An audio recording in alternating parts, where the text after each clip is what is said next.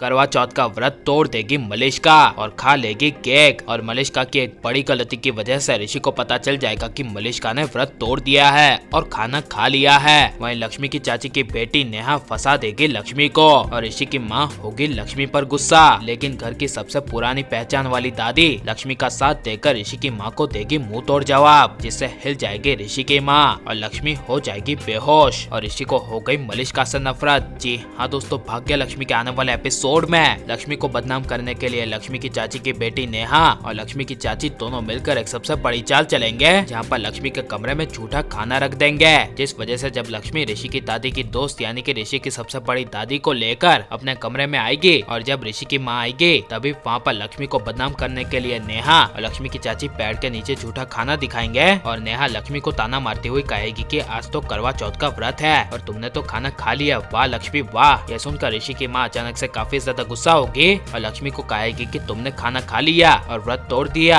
और अगर तुम्हें आज के दिन खाना खाना ही था और व्रत को तोड़ना ही था तो व्रत रखा ही क्यों। यह सुनकर लक्ष्मी को काफी बड़ा शौक लगेगा और लक्ष्मी कहेगी कि मैंने नहीं खाया और पता नहीं ये खाने की डिश यहाँ पर कैसे आ गई। यह कहकर तभी लक्ष्मी को अचानक से चक्कर आ जाएंगे और ऋषि की बड़ी दादी जब लक्ष्मी का पेट देखेगी तब दादी अचानक से ऋषि की माँ पर गुस्सा होगी और गुस्से से कहेगी कि नीलम ये क्या है, लक्ष्मी के होंठ सूख गए हैं और पूरा पेट एकदम से खाली है और मेरा तजुर्बा कहता है कि लक्ष्मी ने खाना तो दूर की बात एक बूंद पानी तक नहीं पिया और कहेगी कि तुम्हें शर्म आनी चाहिए, तुम्हें अपनी बहू लक्ष्मी पर भरोसा होना चाहिए। ये थोड़ी ना कोई एक साल की शादी है जो तुम भरोसा नहीं कर रही, ये तो जन्मों जन्मों का साथ है और ऋषि भी लक्ष्मी का पति है तो लक्ष्मी को पता है कि इस व्रत की अहमियत क्या होती है। यह सुनकर ऋषि की माँ कुछ बोल नहीं पाएगी और लक्ष्मी के सामने ऋषि की माँ का सर झुक जाएगा। लेकिन वहीं जब मलिष्का अपनी माँ के लिए किचन में खाना बना रही होगी तभी वहाँ पर अचानक से केक देखेगी और केक को दबाकर खाने लगेगी और केक खा खाकर पूरा पेट भर लेगी और मलिष्का को बाद में एहसास होगा कि उसने व्रत तोड़ दिया है, जिस वजह से मलिष्का परेशान हो जाएगी और इसीलिए जब मलिष्का की माँ मलिष्का को परेशान देखेगी तब मलिष्का अपनी माँ को कहेगी कि मुझसे गलती से व्रत टूट गया, अब मैं क्या करूँ मुझे समझ में नहीं आ रहा। तभी मलिष्का की माँ कहेगी कि कोई बात नहीं, जल्दी से अपना मुंह पोंछ लो और ऋषि को पता नहीं चलना चाहिए कि तुमने खा लिया है।